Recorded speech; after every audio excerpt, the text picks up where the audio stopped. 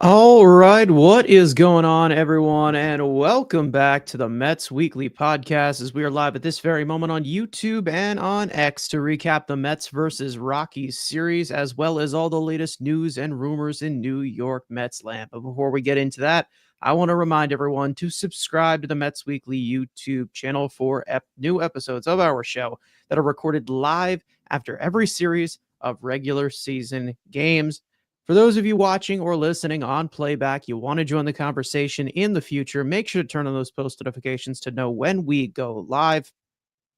For those of you in the live chat right now, we want to let you know we love your reading your comments, your questions, your concerns, all that great stuff. If you feel like you're being ignored, you're not being ignored. You're just being starred throughout the show. We will try to pull up as many as we can to keep the flow of the conversation going. Make sure to follow Mets Weekly on X and on TikTok for Frank's instant post-game reactions after every single regular season game, which are titled the Mets Frankly Post-Game. And also, for our audio listeners, make sure to follow us on all of your favorite listening platforms to not miss the audio version of new episodes that go up at 9 a.m. the following day of recording. Also, make sure to give us a 5-star review. It would be greatly appreciated. So, without further ado, let's get into episode number 140 of our show, as I believe my co-host is having some trouble with his camera, so we'll just let that flow in. But either way, Stanley, Odd Villain in the chat. Plenty of you guys coming in through here, through YouTube, through Twitter. Make sure to subscribe to us on YouTube. It's the best way to communicate with us because sometimes these messages just do not go through. Matt as well, I see in the chat. We have plenty to discuss here. And let's just say we are going off of a Colorado Rockies series. We are playing a team, and we just played a team that is the epitome opposite of good. They are on pace to be one of the worst teams in the history of this game. And to be honest, they are on par with some of these teams in the 1800s. But the Mets did the job that they needed to do. And when they did do that job, not being that the that being that the Rockies entered Citi Field with 9 wins, and they exited with 9 wins as well, meaning the Mets swept them. They did what they needed to do. They beat up a team that is different levels of terrible that we haven't seen before. Frank, if your camera can withhold this, either way, they got the job done. They did what they needed to do. We're obviously not here to celebrate in the streets because it's a Rockies team that, again, is so horrible, but they beat a team that they need to beat. They stacked up the wins, and now they move on to Los Angeles against a team that is on a way opposite level as this team. So again, wins they needed to get, wins they needed to stack up. They got the job done, and they got the sweep. Yeah, I mean, they were supposed to win this, but as we know, just with baseball and the Mets in general, nothing is ever 100% guaranteed. So it's just nice that, like you said, they got done what they had to do. And this Rockets team is a whole nother level of bad. They are now 9-50. I mean, it's just like they have gotten so bad that you now have to go further and further into the baseball record books to compare them to just how bad they are. Like, we're talking before the 1900s. We're right now back in my glory days. We're in the 1880s. Like, we are just so far back as to the kind of pace that they're currently on at 9-50. It's just absolutely insane. And they're even worse on the road. And the Mets have been awesome at home. So it was just like so many different factors that, like, it makes 100% sense why you would sweep. As far as like how they did it, the long balls was nice to see, but still struggling with men on base in general, and still a lot of like 4 runs an inning, and then you go a few innings without scoring, then you make like a run here or there. So there's still like some of that 0 to 100 from the offense they do get. So those are still some of those reoccurring trends. But overall, I mean, getting the sweep was the most important thing, and they got that done. Yeah, obviously we have seen them play at a different level in pretty much every single game this year. Like I feel like I'm watching a different team every single night of what's going to obviously show up. It looked like they were able to get a decent amount of consistent offense and impressionable offense, obviously, with them hitting, I think it's 9 or 10 home runs in this entire series, which was good. We had our pitchers at least hold down the fort. They weren't as dominant as we expected them to be dominant against this Colorado Rockies team, like we have said, is not good. But either way, I mean, it really is a performance that they needed to have. I'm not going to take it into full investment that this is going to happen every single time because you're playing a Rockies team and, you're not going to play a Rockies team for the rest of the season. And you're going to be playing them in Colorado, so maybe you get a little bit more of the offensive advancement as well over there. But they were able to hold it down. The pitching did its job. The bullpen did its job. We'll talk a little bit more about the bullpen of, all the weight that they have been carrying of how dominant this bullpen has been to start off the season. Now that we are 2 months in and we've seen a lot of consistency within that bullpen, they got the job done. They did what they needed to do. Again, we've talked about this not being pretty, or there's been a few times where it's happened. Um, it comes to a point where the Mets need to end up stacking up these wins, and I really do direct this back to the 2 series that they played um, in these last few weeks, where you were playing the Pirates and they let them get a game, which Pirates were in that same level of offense where it just was not on par at all, and they should have beaten them, but they gave away a game. We've seen them give away a few games to the Marlins, who the Marlins are not good. We saw them give away a game to the White Sox, who are not good.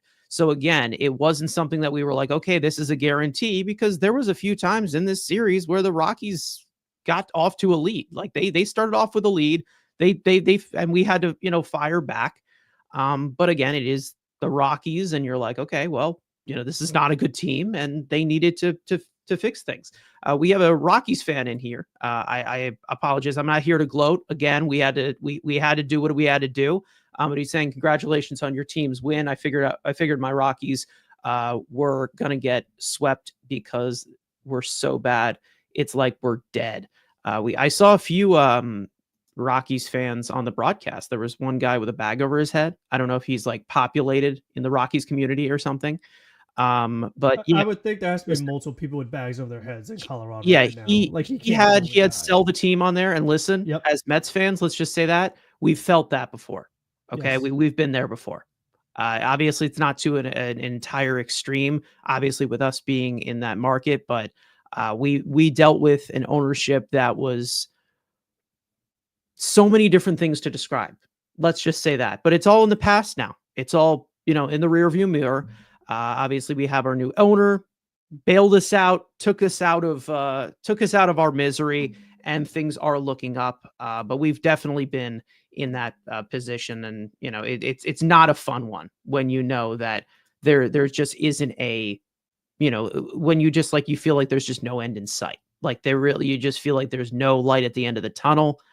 But this is obviously to a different extreme where the Rockies are reaching. I mean, they're reaching heights that we've never seen before. And it's one of those situations that you, for the sake of baseball, would hope that the league would step in. But to be honest, I don't think they really care that much. We all know what's going on with the A's. We all know what's going on with the Rays all the time with their funding and everything. There's a lot of embarrassing stories around baseball, and to be honest, the only thing is when it comes to all of these situations, which there is an imbalance in this game. We already know there is an imbalance from the big markets to the small markets, to the good teams, the bad teams. The only department that suffers is the fans, and I think that that's the only thing that the league just kind of forgets. So it's not a fun situation. The Rockies, I'm rooting for you guys to get your owner to sell that team, because he obviously does not give a shit whatsoever, and has no idea what he's doing. And I root for plenty of teams to have their owners sell the team because some of them are just not great owners. A majority of them are not great owners, and they should be held accountable or get out. Either way, if there's anything else you want to add on here, because it's like, again, this is baseball. That's like, this is beyond the levels of like what we have seen before. Like, we've seen some really, really bad Mets teams. We've seen some really, really bad teams that the Mets have played, like the Marlins. They've been bottom feeders for a while, but this is a different height of disaster. And, you know, the only spotlight it's going to be seen as is a joke, which stinks. And like I said, the only aspect that suffers is the fans. I mean, just this past season in the second half, the Rockies played the Mets pretty tough. And, you saw some guys like Brenton Doyle and Ezekiel Tovar having good series. Like, oh, well, wait a minute. Maybe the Rockies actually do have some young talent. Maybe they have some guys that could do something for you. And then even this season, you had guys like Beck and Goodman that were doing some offensive numbers. Yes, they do play in Coors Field, but when you saw them play last season just against the Mets and the way they finished the year, you're like, okay, maybe they're not going to be a playoff team, but they'll be decent. They'll be a little better. I don't think anyone projected, 9-50 through the first 59 games. I mean, they have more talent than that. Like, I know they're playing bad, but they have better players than what their record suggests. So for this to happen, I mean, it really is just crazy. And you can't even use the like tanking excuse because they're just so far behind everybody. It's not even like they're battling out with some other teams that also have really bad records. Like the Rockies are unfortunately in their own category of just having a terrible record. So it's just something that's just very sad to watch, and like it's frustrating because I mean you have like they're not even an MLB team when they're just that far behind. Yeah. Like you now have like I mean, the White Sox, who we just played, you could put them in that category too. But it's just not, like you said, not good for the sport where you just have teams that are so far out of it that are not trying that it takes away from a lot of different products. And it's just like you can't, it's hard to enjoy the game so much when you just see how poor the other team is because, like, generally speaking, when you finally see the Mets hit all these home runs, like you want to get excited. You want to be like, wow, here we go. These are the power bats we've been waiting to see all season long. Yeah. We had back-to-back home runs, 3 home runs in the game. Let's go. Here we come. But then you also have to say yourself, like, we don't want to get too excited like it is the Rockies. So it's like we're not. And you could get humbled real quick when you play the Dodgers next. So yeah, exactly. Like all of a sudden, if you go to Los Angeles and see the same stuff, the ball's not in the yard. You're like, well, I guess it's just that the Rockies are that bad. So that's the thing that kind of takes away from it too. But what I will say is the Mets, as far as a marketing standpoint, they did a really good idea to purposely put Hello Kitty weekend this weekend to still get good attendance because in general it's like no one was going to go see the Rockies, but if you put Hello Kitty involved, now people will actually buy tickets to see them play against Colorado. So at least the Mets made the most out of what seemed to be a very bad situation from a viewership standpoint. Yeah, I saw the Mets play the Rockies. It was the post-pandemic year, so 2021. So it was like, not full capacity at the stadium. I saw a doubleheader. And I saw, I think it was like Stroman and Joey Lucchesi pitch or something like that. It was when the entire team was dead. Like you were seeing Brandon Drury get, everyday reps. Cameron Maybin was an everyday player. Like it was really bad. They won both of those games. Didn't hit for shit, but they won both of those games. Yeah. And the Rockies have always been that team in the purgatory, but now it's just it's at a different level. That's like it's so embarrassing, and you don't even want to like laugh. It's gotten to a level. It's like it's sad when you're at single digit win totals. When you're at single digit win totals, and it just marked the calendar of June. That is like that's a different level of bad we've never heard of. It's crazy. Yeah. It really is. I mean, it's just sad at this point. Like, I mean, because you just don't want to see it. Like, as a baseball fan, like, it's just not what you want to be watching. Damaging to the product. It really is. Very damaging. And, like, you have these teams that go in these long playoff droughts, and it's crazy. You know what I mean? It's like, when will Colorado win a World Series? Like, when will that happen? It's going to take a while. I mean, that's for sure. Because, Yeah. like with baseball, I mean, it's not even those things where you could just get a number one pick and it saves your franchise. Like, I mean, we've seen even with the Pirates Yeah. now with Paul Skeens, like they got this generational talent, number one pick, and their team is still absolutely terrible. Like, it takes a long Yeah. time to like actually build a good team From top to bottom. That's the thing. It's a lot different in here, but it's just it's crazy. Like some of these teams, it's nuts, but Rockies are putting it to a whole different level as of right now, and it's embarrassing, really is. But either way, whether it was embarrassing or not, we do need to run down what did happen in this series. Now, of course, with this being a 3-game series, coming off of the White Sox series where it was a little bit underwhelming in a way, where they let that last game go go by the wayside. In fact, it didn't seem like they showed up in that final game. It seemed like they were able to hold off and get the job done a lot more efficiently in this series. Now, as for game one, David Peterson would make the start.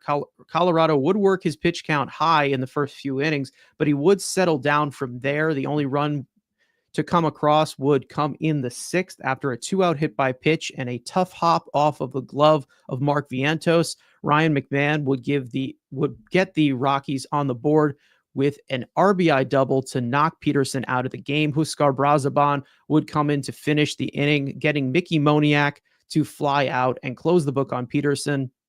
5 2/3 innings pitched, 5 hits, 1 earned run, 1 walk, 5 strikeouts on 94 pitches. The Mets offense would get started right away as Francisco Lindor would launch his 11th home run of the year from the right side of the plate to lead off the first inning.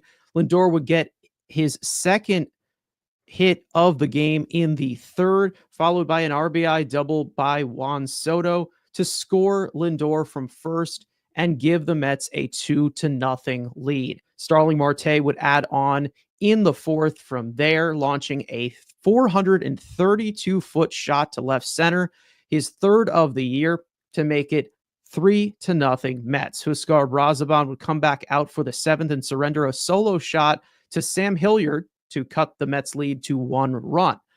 Reed Garrett would get the 8th and toss a 1-2-3 inning with 2 strikeouts. Francisco Lindor would give the Mets some insurance, blasting his 2nd home run of the night, his 12th of the year, and his 3rd hit of the game, this time from the left side of the plate, extending the Mets lead to 4-2. Edwin Diaz would come on for the save in the 9th, and he would strike out the side for the first time since September the 9th of last year to finish May going 12 for 12 in save opportunities, securing game 1 win 4-2. Game 2, Kodai Senga would make the start, and after surrendering a solo home run to Ezequiel Tovar, he'd shut down the Rockies down from there, retiring 17 batters in a row before running into some trouble in the 7th, allowing 2 base runners on walks, only getting 1 out. He'd allow 2 earned runs. He would allow his 2nd earned run on an RBI single and exit the game for Jose Butto, who would finish the inning working around a walk of his own to close the book on Senga. 6 1/3 innings pitched, 2 hits, 2 earned runs, 2 walks, 7 strikeouts on 92 pitches. Down 1-0 in the 1st, the Mets would have the bases loaded with 1 out for Brett Baty, who would smoke a 3-run triple to center field to put the Mets in front. Tyrone Taylor would drive in Baty on an RBI single to extend the Mets lead to 4-1. The Mets would add on in the 4th after a 2-out single by Francisco Lindor. Brandon Nimmo would launch his 9th home run of the season, a 2-run shot. Juan Soto would follow that up on the next pitch with a home run of his own, his 9th of the year, to make it 7-1 New York. Jose Butto would come back for the 8th and retire all 3 batters he faced with the help of a 6-4-3 double play to end the inning. Jeff McNeil would pile on the lead with his 3rd home run of the year, and the changeup specialist Chris Davinsky would get the 9th and work around a 1-out double to finish the game, handing Colorado their 22nd consecutive series loss in Game 2, 8-2. And in Game 3, Clay Holmes would make the start, and despite getting hit hard a bit, surrendering a solo shot in the first inning and a 2-run shot in the 5th inning, he would be able to post 7 strong innings with 3 hits, 3 earned runs, 0 walks, 3 strikeouts on 85 pitches, down 1-0 in the 4th. Pete Alonso would give the Mets a 3-1 lead with 1 swing, his 12th home run of the year, with those 3 RBIs officially passing Howard Johnson for 4th all-time on the Mets runs batted in list. With the game tied at 3 in the 5th, Francisco Lindor would give the Mets the lead right back, launching his 13th home run of the year and his 2nd from the right side of the plate in this series. Reed Garrett would come in for the 8th and work a scoreless inning with 2 strikeouts, stranding a 1-out walk and a stolen base. Juan Soto would give the Mets some insurance with a solo home run of his own, his 10th home run of the year, to make it 5-3 Mets.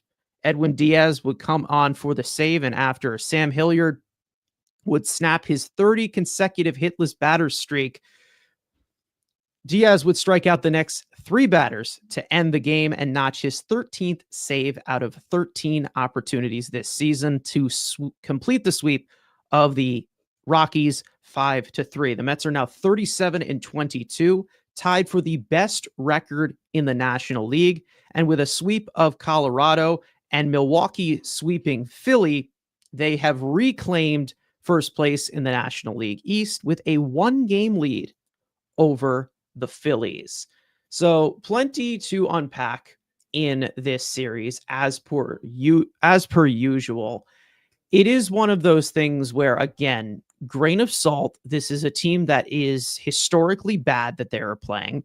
Apologize to Rockies fans for how many times we are saying this, but it is true. I think we can all say it's really, really tough to say that this was a statement winning series, the way that the Mets kind of, put this thing together. But again, we saw more strong pitching. We saw our top hitters start to, perk up a little bit the way that they did. I think, as Frank continues to try and configure his camera here, I will go into the chat, obviously. I think, there was one thing. Let's see. Yeah. Let's see. To my Rockies fan, you still beat the Yankees. I mean, they took 1 from him, right? Yeah, 22 consecutive series losses for the Colorado Rockies, which is unfathomable. Either way, positives, negatives. Frank, I will move it over to you again if your camera permits. I don't know what's been going on here. Just very inconsistent browsers, I guess. I don't know what's going on, but what did you see here from these 3 games, putting it all together? Yeah, I mean, I saw the Mets still shuffling up the lineups. That's something that they still are trying to figure out. I liked what I saw from Nimmo in the 2-hole. I think he looked more like the Brandon Nimmo that we're used to, that we're accustomed to. And it's kind of like we said, but it's more so like you have to find the right combination for your players that fit them. Not so much like, ideally it's like, oh, well, we want Brandon Nimmo to be like this power hitter. But if that's not his game, if he's a table setter, we'll put him in a table setter spot in the lineup. And I feel like at that 2-hole, he just looks more like he plays to his strength. So that's something that I did enjoy seeing. But overall, like we said, I mean, there's just a lot of inconsistencies with the lineup that they're constructing. I mean, for Vientos, like he's got some 2-hole reps, but then, today he bats 7th. So it's just those things where they still have not been able to kind of figure out everybody and where they're supposed to be. But Brett Beatty still looks really good defensively at third base. I mean, he made a lot of nice plays today. He's getting really good at those throws on the run and just picking the ball up on the run. So that's been nice to see. But overall, it's like you do have to decide, like, what is it that you do with someone like Vientos? Because if his defense is struggling as much as it's been, and I really don't know what happened in that department, because he was not good last year defensively, but he felt like he was making routine plays last year at third. This Yeah. year, I feel like even the routine plays he's struggling with, he just can't really seem to move too well over there. And I wonder if all the struggles that he's having offensively might be affecting him at the other end, as far as his focus might be a little messed up, his confidence might be a little shot. Possible. Because they were saying that for Beatty, he just looks more confident at third base too. So I wonder if that's a part of it. But it's like you want to have Vientos out there because of how great he was for you last season in the postseason. This year, it just hasn't happened yet. So I'm still very curious to see what they decide with that. Ronnie Mauricio is playing tremendous in AAA right now. I don't know how long they'll keep him there, but I mean, these are all just things they have to consider, because it's like we've talked about it with Marte too, but it's just like eventually, if you have other options, you got to make some decisions. I mean, it's like, even though you were great for me last year, it's very much a what have you done for me lately kind of business. So it's like, if Beatty was bad last year and Vientos was good, but now if you have the reverse this year, well, then Beatty plays. I mean, there's nothing Yeah. guaranteed for a lot of these guys. Some of the players, they do get to play a lot due to contracts, but with young players, they don't have contracts yet. So we're going to get into Alvarez later and how he impacts Luis Torrens, because that's an even better example of, what a guy did for you in the past and what a guy's doing for you this season.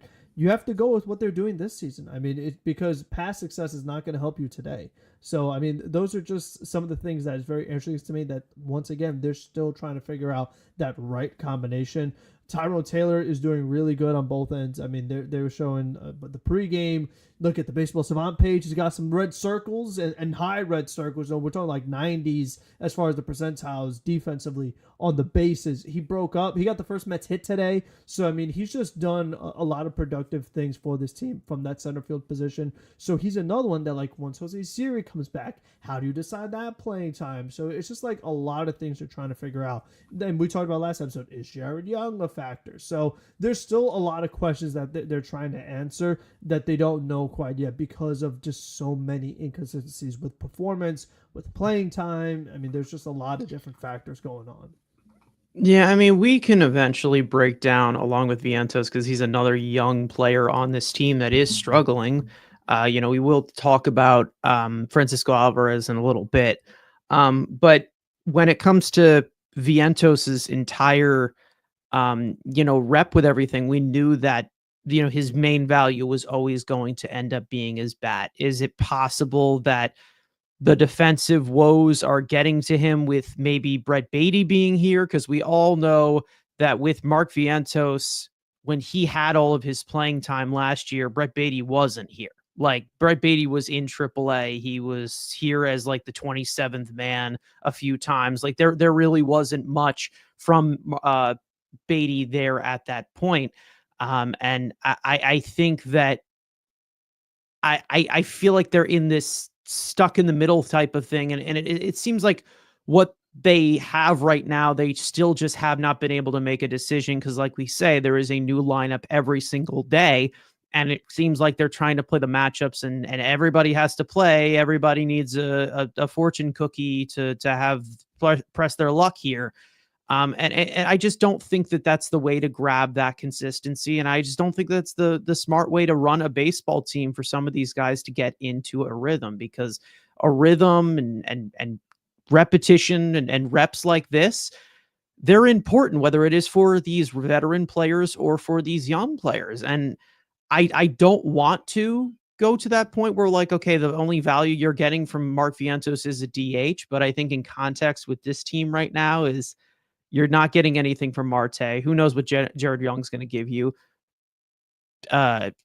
Winker is not coming back anytime soon. So I think there is something, to be had, and a conversation to be had with what they're going to actually do with Mark Vientos. Because if they're going to keep doing this split time between taking Beatty out of the lineup to not play third base, have him playing second, doing all these things, moving McNeil to center field, you're just hurting yourself. I really just think that they continue to do that type of thing. Now, with Beatty, obviously, he has been, since he came up, I mean, he's had about, I don't know, what is it? It's like 70 plate appearances since, and he's been fantastic. I hope it continues to stick. I do.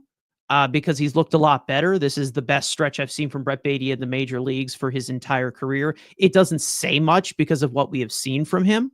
But as to what we saw at the beginning of the year before he was demoted, it's definitely a lot bigger of a difference. It's not just because of him just being a competitive player. He actually looks like someone who could be a contributor for this team if this keeps going.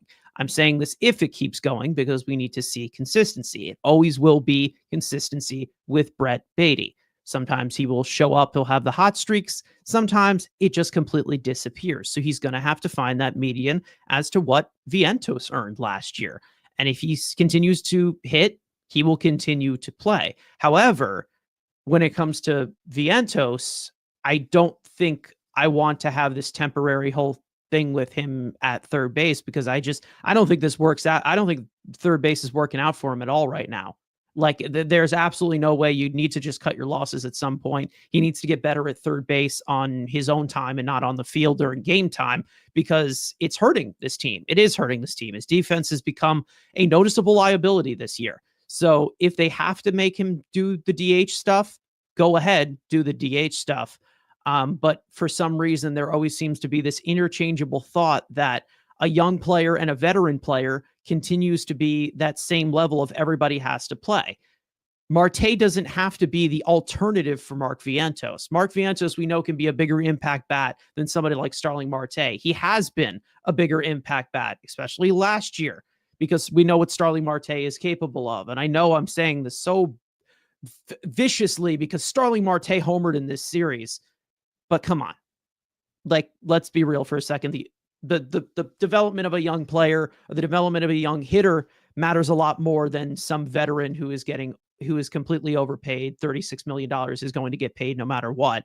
And for some reason, he's a clubhouse guy that they just can't seem to move on from. And I don't want to compare that to any, the definition of insanity, but it comes to a point where you're like, okay, make a decision here. Somebody's got to make a decision because you're only going to be adding to the formula. You're not going to be subtracting if you don't make a decision because you're going to have plenty of infielders, and I mean plenty, that are going to be ready at this level at some point. So you're going to have to make a decision. You are.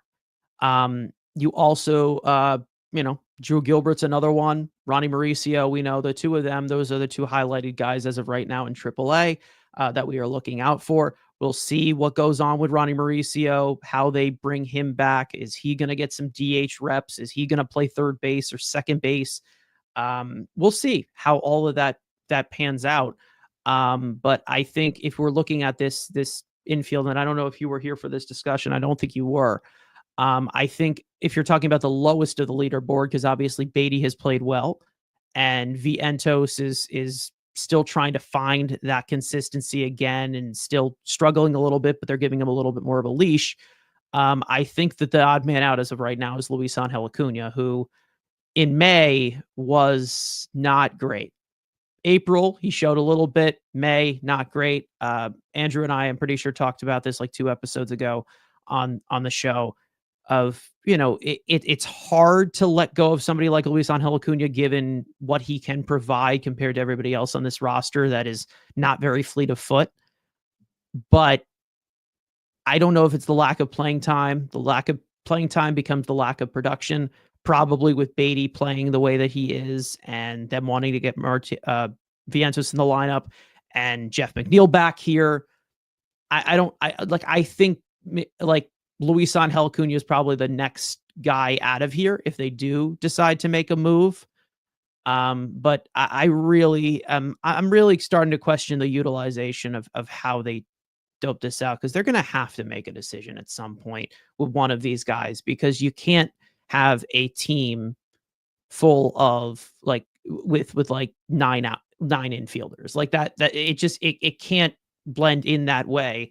And I know that you can get this value from everybody and it's seen as a good problem to have, but for them to get consistency as an offense, as a team, there's just going to be it's nearly impossible to line things up day to day. I don't really understand why there's a different lineup every day. I don't understand the structure of the roster sometimes. I don't know. Is that something else that you agree on here with Acuna? Because like I don't know how you plug this in to make this team either better or more consistent. I just don't know how you do it with the young guys, the older guy. Like it's just so there's so many different angles right now from this infield because it's getting a little crowded. Yeah, I think once you have the Jose Siri ready to go, like I feel like he has to be on the major league roster, so you can't have him and Acuna here. So I feel like that would be a pretty Yeah. good one-for-one swap, and that would give you another outfielder as opposed to an infielder. And then when it comes to Mauricio, if they decide to call him up, I would think that Jared Young would be the one to go down, and that gives Yeah. you another bat for a bat in that sense. And then like we said, we don't even know what's going on with Winkers. So I mean, that's something that we could decide once that comes. Because who knows? Maybe someone else will be hurt by then, or someone else could be struggling really bad, and then you have to make another decision. But I think for right now, that would be the method that I would go, because the one thing that Acuna does give them is that pinch runner, is that defensive replacement on the days where Vientos does make a start. He is a backup shortstop, which is the only guy on the team outside of Lindor that can play shortstop. So there are a few things that he does, but not much. And he's still making starts. He started today and he went 0 for 3. And we're still seeing, whether it's him, one of the other young players we'll get to later, a lot of those mistakes with hitting approach as far as chasing breaking balls, taking fastballs down the plate.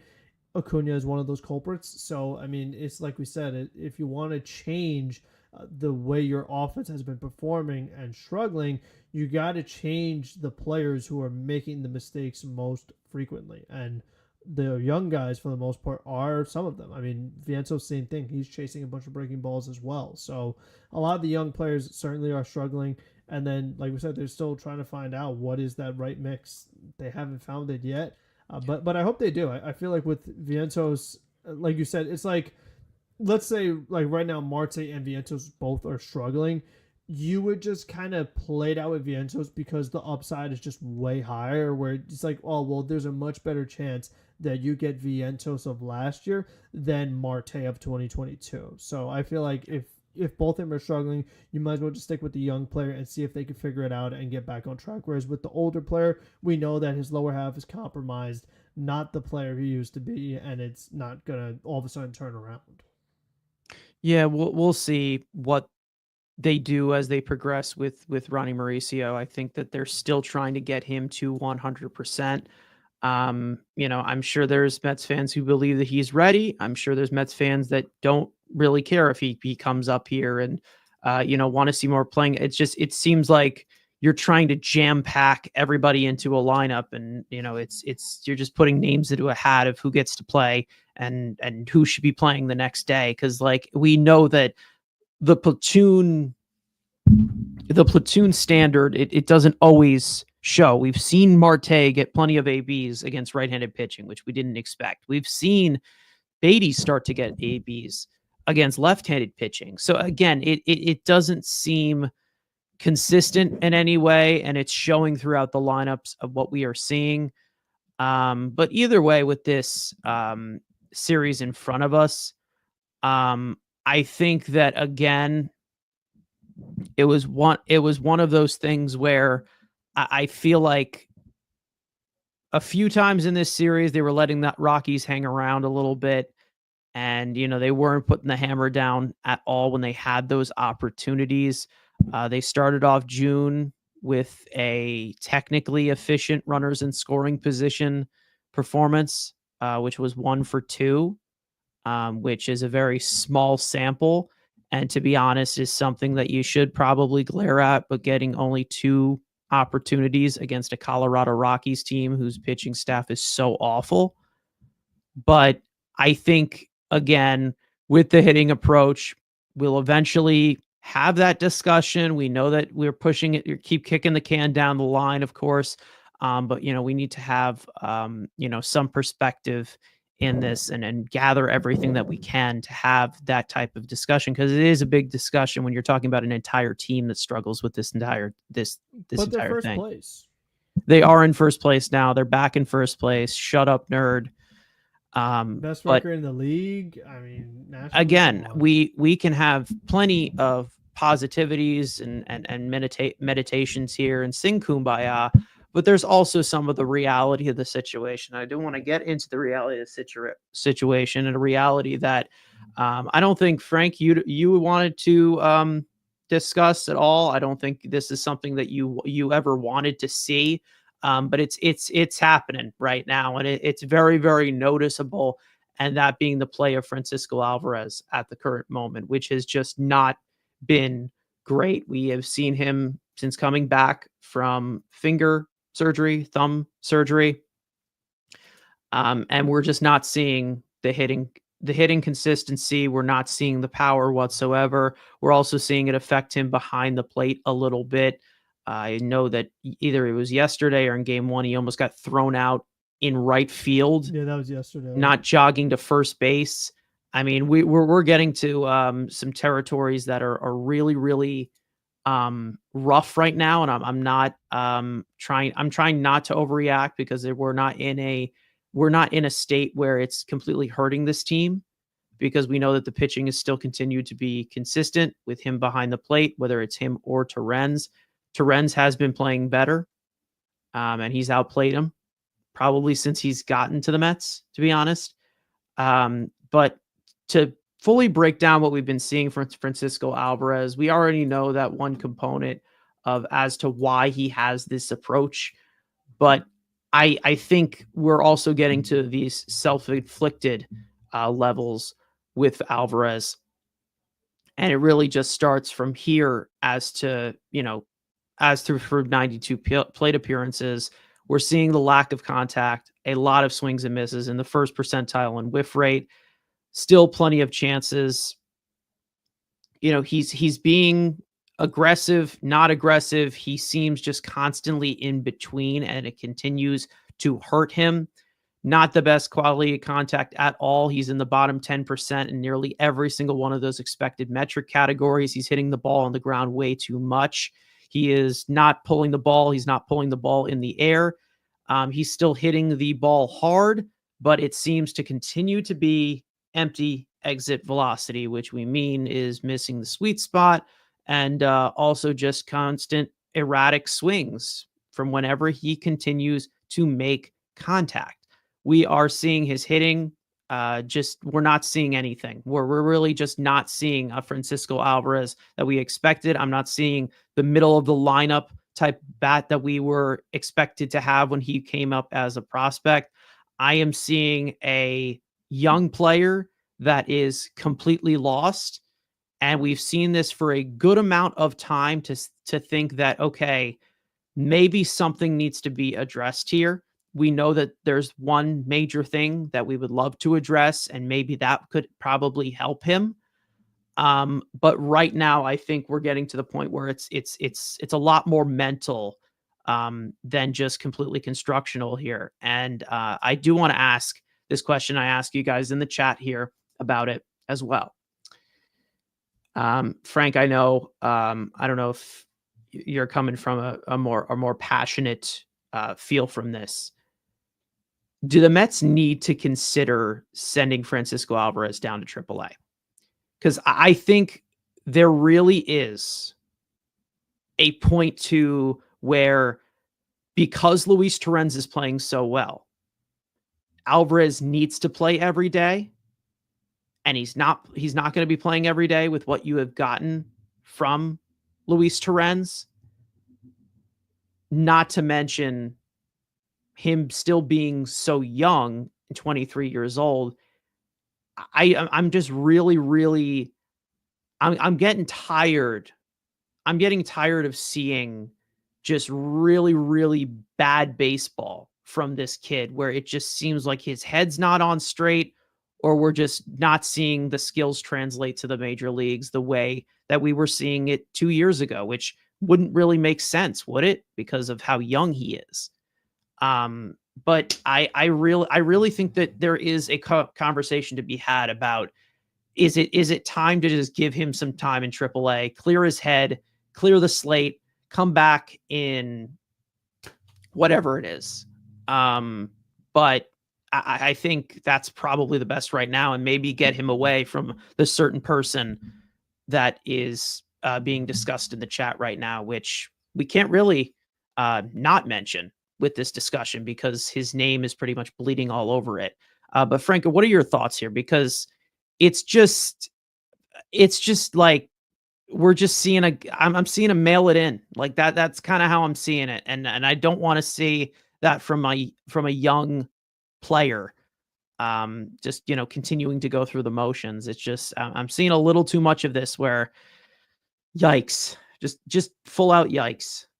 Yeah, there's been too many yikes. There's not been enough Francisco Alvarez. I mean, with what he's capable of, and I think one of the things that's interesting to note. I mean, you showed the pull balls, but I mean, like when it comes to batted ball data, 2023, the year that he had those 25 home runs, you're like, okay, here he comes. But he had 44.3 percentage pull on batted balls. He then went down to 34.8 last year. And now this year it's down to 29.1. And those home runs that he was hitting in 2023, a lot of them were pulled. And he is just right now, like we've said, I mean, there are times where you see a ball that's in the zone, one that he should absolutely crush.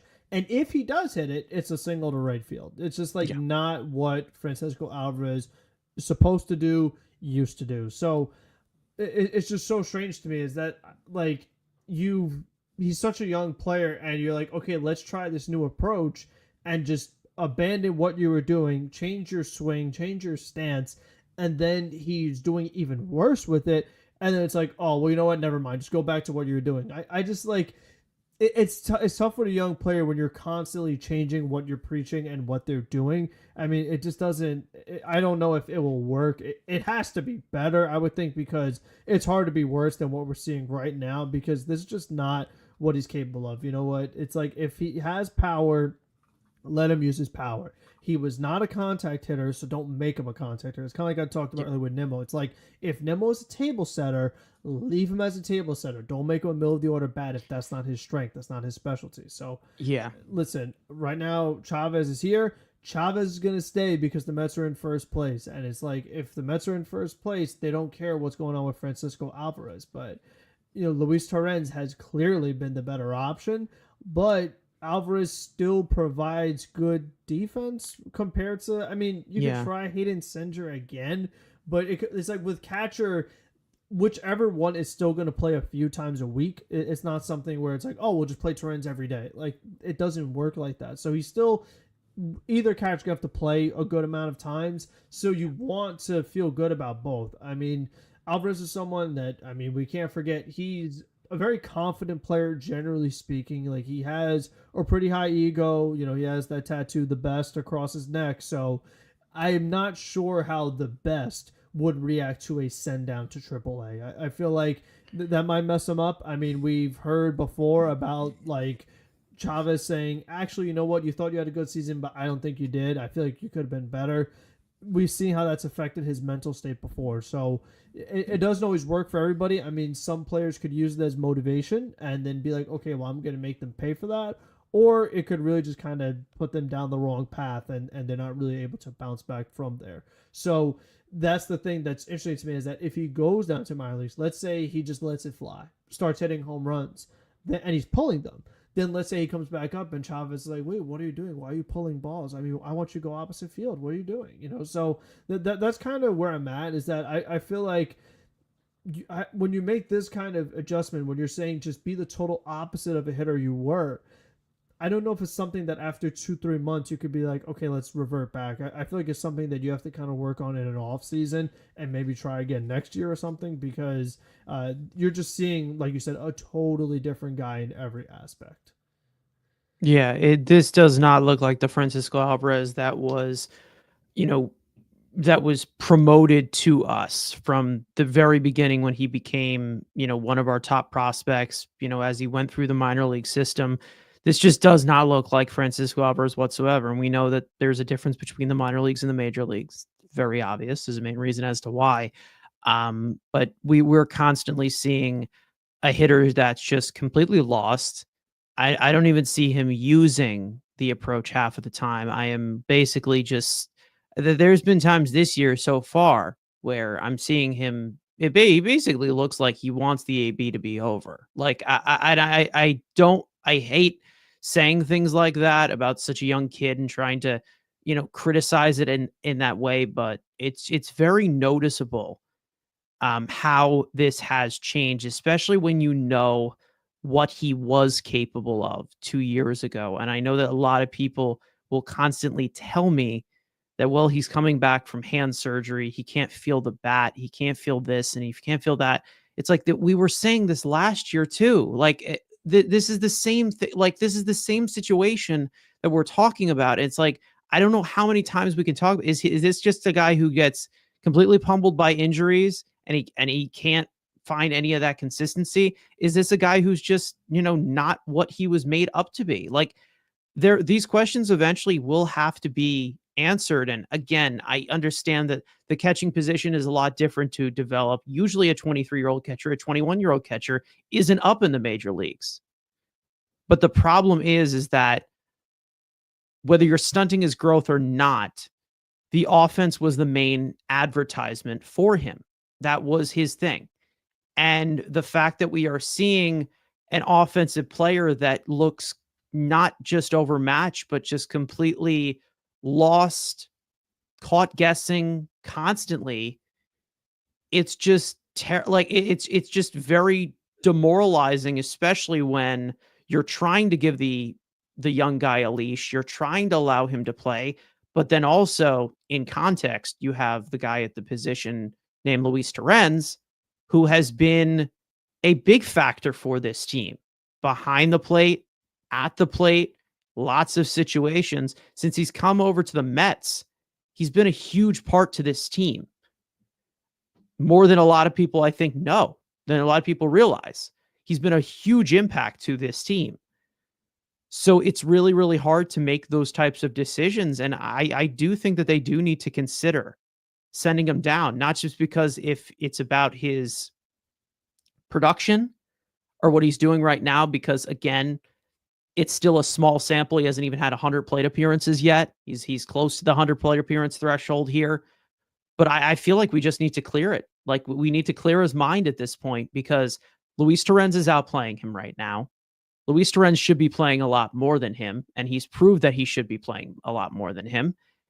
And the only way that Alvarez is going to learn or develop or, not hit a bump in the road is if he plays every day. The only way he can do that is in AAA Syracuse.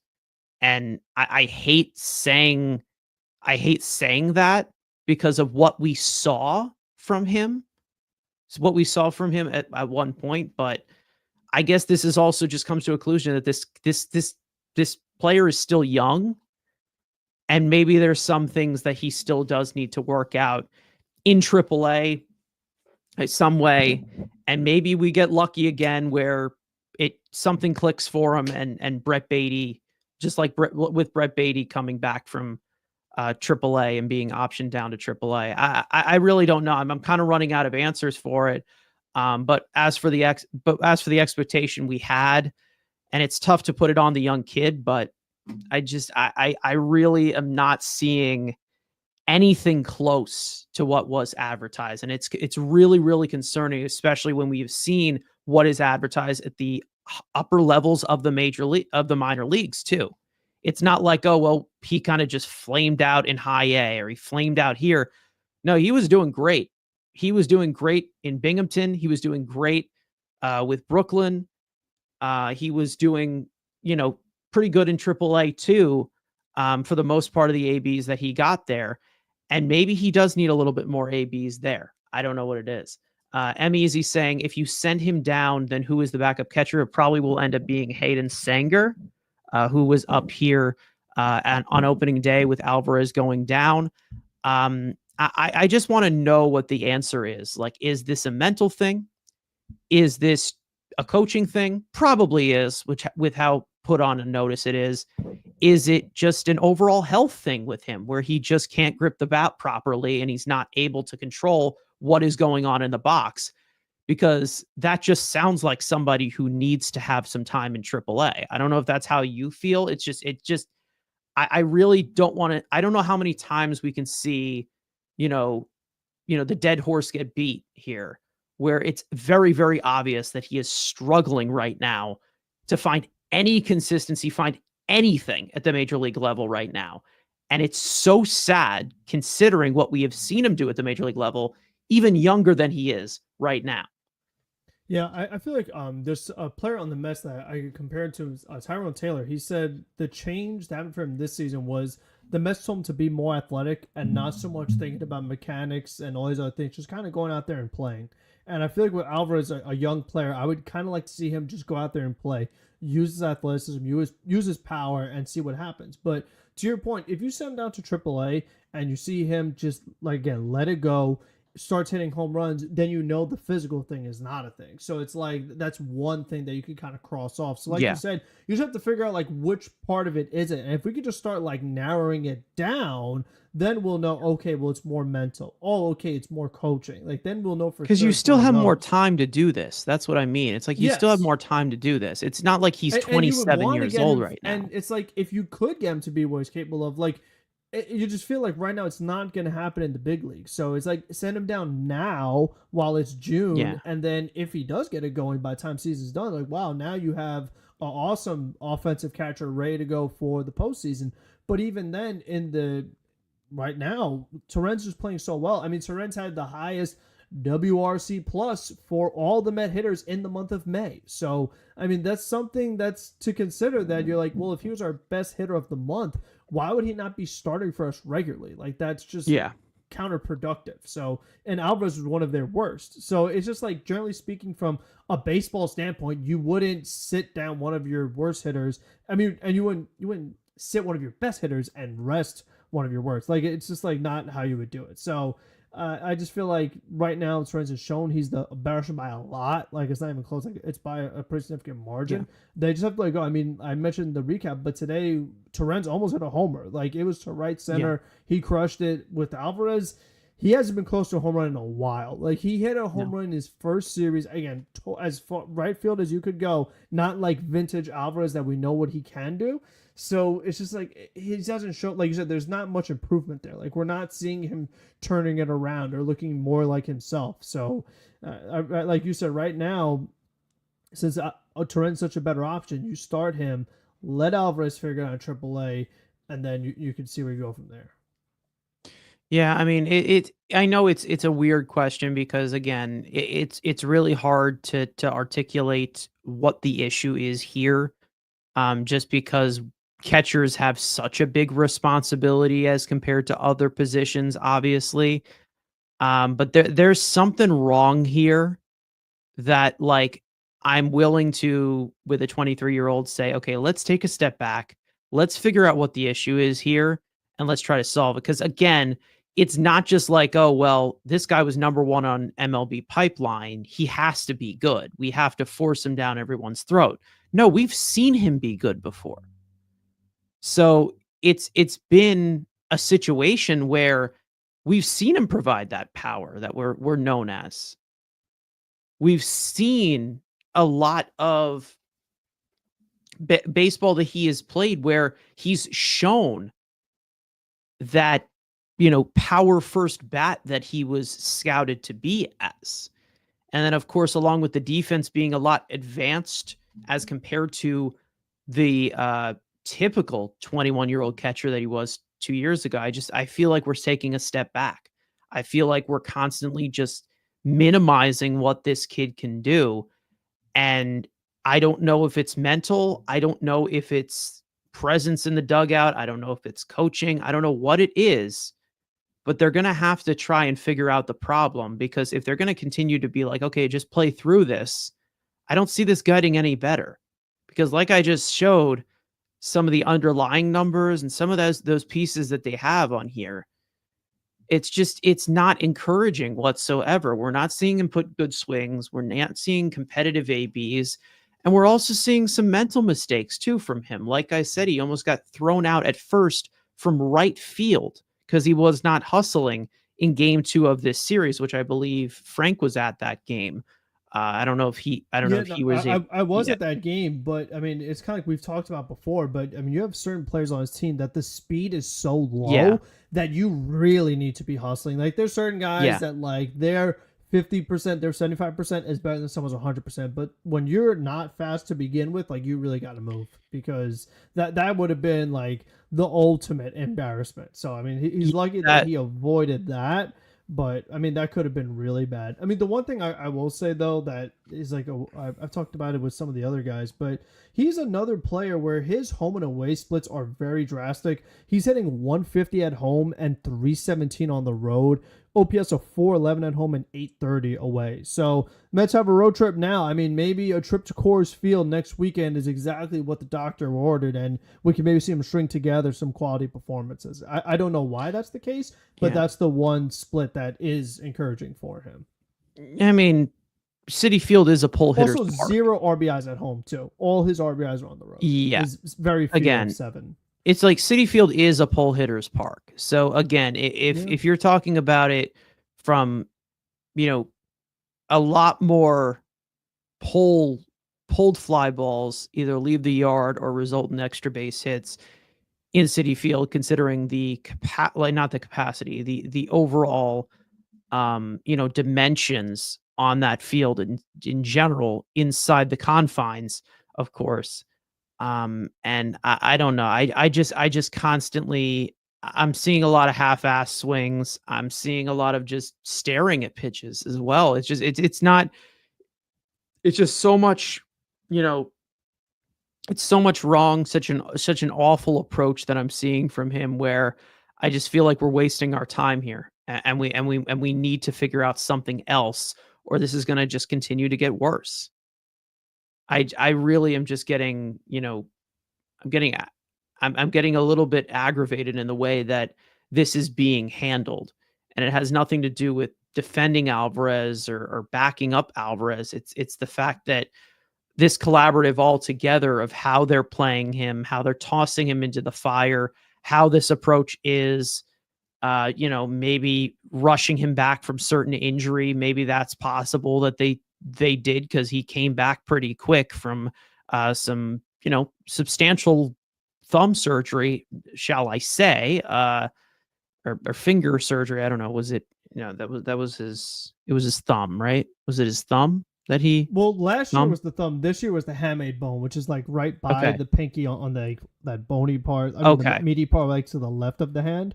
So I mean, or Okay. depending what hand it's on. But yeah, but he had both on the same hand. So Yeah. that's something that is pretty interesting. But and he even had last year like the shoulder thing. So that's like we said. Like, at least in the minor leagues, at least we can maybe rule out some of the stuff to know like exactly what's going on. Yeah, that's kind of how I want to figure it out here. It really has nothing to do with what his numbers are right now. I think it's just more of thinking about this in the long term, especially when you have a safety net of Luis Torrens the way that he has been playing. And I think that that's something that they do need to consider to send him down to AAA Syracuse. It has really nothing to do with the performance. It's really just more of ironing things out of what they're going to actually do with him because I think it is a little bit concerning to just see him completely disintegrate like this. Um, whether you have impressive numbers or not in 2023, he was an impact bat for them. He gave you 25 home runs. He tied Johnny Bench for the rookie catcher record. So I mean, it goes to show of like this is a completely different Francisco Alvarez, and I feel like it's basically just completely made him lost. I really am just very, um, I'm very leaning off right now of Francisco Alvarez, where I'm like I'm thinking of him as an afterthought, and I'm like, okay, Torrens is the guy for the job right now, and whatever Alvarez is doing, whatever Alvarez is doing. I don't think I can see him right now as the future plan right now, to just to be the guy going forward, even though they want him to be that, and I know that they're high on him. It's just we're not seeing it. We just are not seeing it on the field, and I don't know. I don't know where it's coming from. I don't know what the issue is.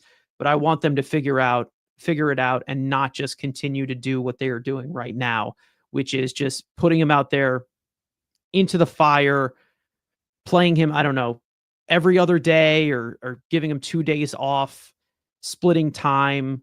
Like it's very inconsistent. And it goes with the rest of the lineup too, where we have a different lineup every single day. Nobody can play every single day aside from, the stars that they have in the Lindor and Alonso and Soto. But I think again, It's an offense it that can comes to put you how to sleep. I mean, that's for sure. yeah, it's definitely something that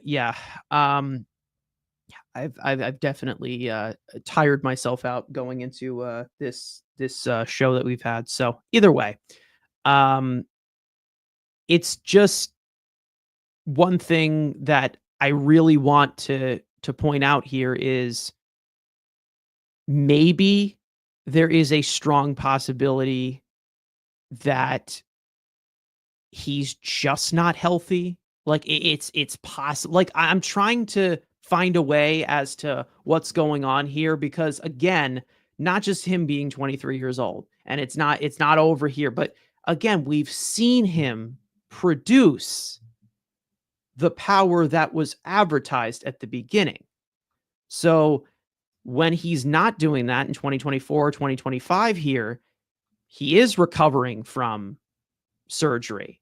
Like I'm trying to figure out what the deal is here. And I feel like the Mets are just trying to ignore this. Like they're just trying to ignore it and just let him go. Like they're just trying to let him go. Um, Ken here in the chat saying, do you think that 25 home runs was an aberration? The league has adjusted to him. Listen, I think it's it's a little bit of both, obviously, with young guys of can they hit the fastball, can they hit the breaking ball, like that's the time of adjustments with young guys. We've seen Vientos go through a lot of the things with that. I will say it seems like he's getting the same amount of pitches to hit than he was in 2023. Like he like most of the pitches he's getting in the zone are near 50%. This year he's at like 49%. So it's basically the exact same. We also have stories of literally Chavez saying change your approach and Alvarez himself saying that he's changed his approach and the broadcast saying they're watching Alvarez in batting practice purposely go to the opposite field. So it's like there's multiple things that show that he is actually trying to do something totally different than what he did that season as far as his approach. I don't know. Don't forget the batting I really average is don't higher, know. guys. I mean, those people who love batting average, the batting average is higher now. So, I mean, did the Chavez accomplish his goal of getting his average up? Because he did that, but overall, he made a worse player. Yeah, it's again, I don't know. I don't know what he's pointing out. And if batting average is the main goal for a power first guy, I mean that is insane. I just don't know what's going on here. I would love to be. I mean, listen, behind the closed doors here. For Alonso, like, has this new approach worked? I mean, he's going opposite field. He's hitting for high average. His home runs are way down. So it's like, we're seeing a lot of these guys that it looks like that's the case. I guess with the right-handed hitters maybe, but I mean that's what I've seen because Alonso average is way up, but home runs are way down. Yeah, I don't know. For a guy that, again, like, are known as power hitters, like their strength is power, but they're not building upon that. They're just trying to turn them into something else. It's possible. We already know what is floating over our heads as of right now with that entire topic. And I don't want to go off completely because it's too long of a conversation. Now, I do want to get a little bit more positive in this way of performance because I think it's really easy to give a spotlight to a certain pitcher because the pitching's been fantastic this season. I think we all can agree that it's been a breath of fresh air what we have seen, what David Stearns has been able to do from up top in the pitching department. It's definitely translated to the field this year. And if anybody disagree, I don't know what to tell you. But this is, I mean, the way they pieced it together has been fantastic. Now, I do want to talk about this bullpen. Because of how dynamic it has been this year. We know that they've pretty much put everybody in these high leverage situations and they've excelled in it. And they're pretty much in every single category, among the top as of right now with this bullpen. And you're also seeing just complete dominant performances from individual guys, whether it's their latest stretch or just what they have been doing all season. So I want to do a little bit of a rundown of some strength and relief here, which has been life saving for this Mets team.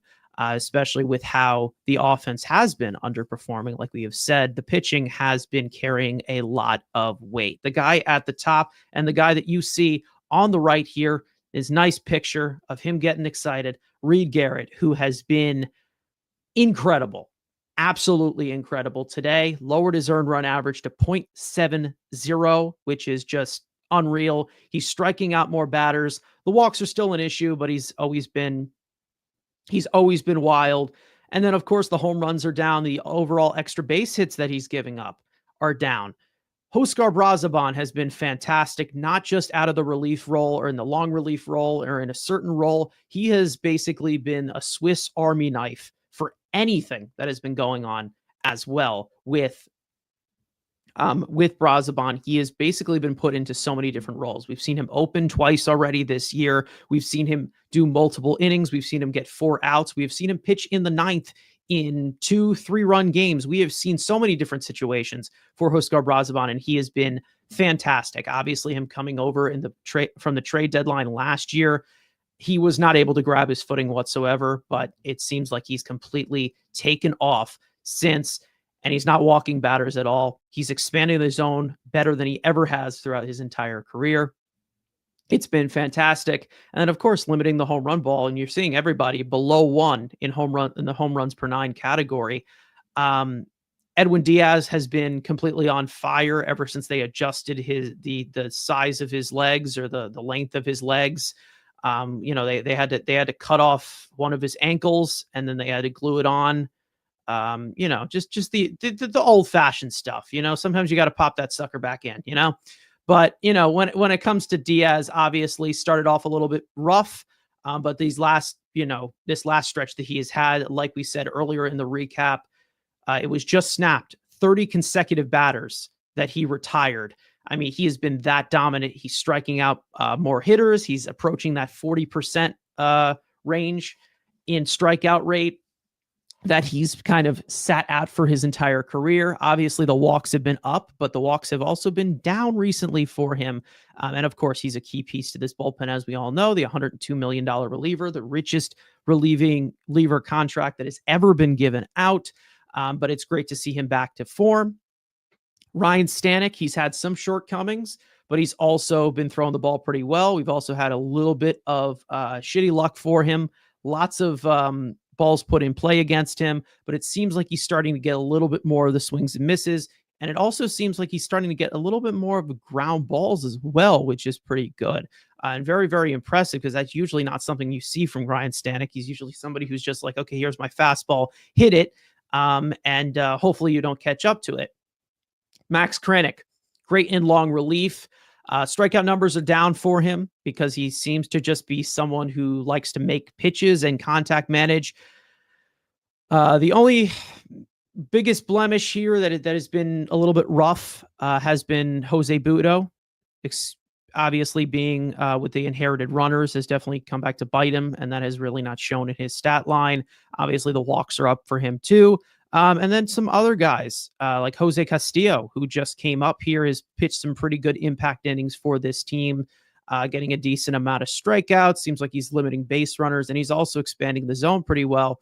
Brandon Waddell has had a few long relief outings. One was pretty good. One, they just kind of had him wear it a few games ago. And then, of course, AJ Minter and Danny Young, who are out for the season, which is why they are starred, but they've also been some impacts. And you see these ranks, you see they are 9th right now in innings pitched. They are 2nd in earned run average. In whip, they are 5th. FIP, or fielding independent pitching, they are 2nd. Strikeout rate, 8th. Walk rate has been 15th, which is the only thing in the middle of the pack, but it's a breath of fresh air as compared to last year, where it was dead last with relievers and starters. So definitely improvement from there. 2nd in home runs per 9, and second in wins above replacement over 60 innings, which is usually the sample that is, modeled for a lot of relievers. But we also have a few of these relievers that are probably going to go over 60 innings because they go multiple innings. Obviously, we talked about Brazovan giving his spotlight. Reed Garrett has been fantastic. Edwin Diaz has started to turn into form as well. Them being in these close games, it's been a big factor. I'm hoping that they don't wear him out. But this bullpen has been fantastic, and it's basically David Stern's specialty on display here. And you're really starting to see a lot of this pay off. You're also seeing some guys who are coming out of nowhere and contributing for you as well. So, Frank, what are you seeing from this bullpen? Because it has been it's been a lifesaver. We've had a few rough ones, but it's been fantastic for the most part, especially just depth in general and options that you have. It's just so dynamic compared to what we've seen in the past. Yeah, I feel like the big thing is that you have just about everybody outperforming expectations. I mean, the biggest move that the Mets made for the bullpen this offseason was AJ Minter. They gave him a 2-year deal, worth a good amount of money per year, especially for a reliever. He goes down early, and this bullpen has still been really solid. It's like, imagine if you still had Minter. I mean, the bullpen would be even better. You brought back Stanek on a pretty cheap deal, but lately he's been really, really effective. I feel like they're using him less, and it feels like it's helping. Yeah. So maybe less is more with him as someone who is, got a little bit more mileage on the arm. I mean, he is 33 with a lot of playoff runs. So, I mean, that could be something to monitor. Whereas we talk about with Diaz, a lot of back issues he's had too. Yeah, exactly. Lot of back issues. But with Diaz, we've talked about the more you use him, the better. So it's like with every reliever, you kind of have to learn how to get the most out of them. But even some other guys like Genesis Cabrera, better than expected. Brazovan, Garrett, obviously. I mean, even Kranick, before spring training started, we didn't really see him as too much of a factor, but then he has such a great spring, got off to a great start this season. Lately, wasn't as good in May, but overall, it's still better than what we projected. Castillo, I mean, this is a guy that the Diamondbacks got rid of because he has 7 ERA.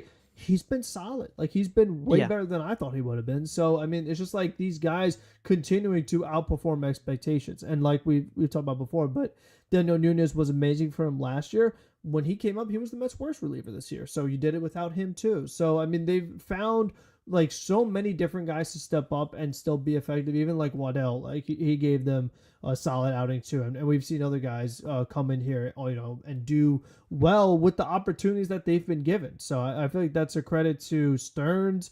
You could give some credit to Jeremy Hefner, but also to the pitchers too. I mean, it's been a big key, and having a combination of at least 4 relievers that you feel really good about can take you a long way. It could really shorten the game. It can ensure more wins. It can make up for an offense that really struggles with runners in scoring position, leaves a lot of runs on the table. But they do need to get Buteau to kind of figure out what is going on here, because a lot of times he is a rough one to watch. I mean, like we talk about, whether it's inherited runners or just coming into games in general, he just has not been a fun watch, especially compared to these other relievers. And he's someone that it's like we're not really sure what we do with him, because since he has starting experience, in theory, he should be a guy that could go multi-innings, but a lot of times you just never really know what you're going to get from him when he takes the mound. But it does feel like recently, more so, you're going to get the bad version of him. And that's something that you don't want to see, because we know that you can't use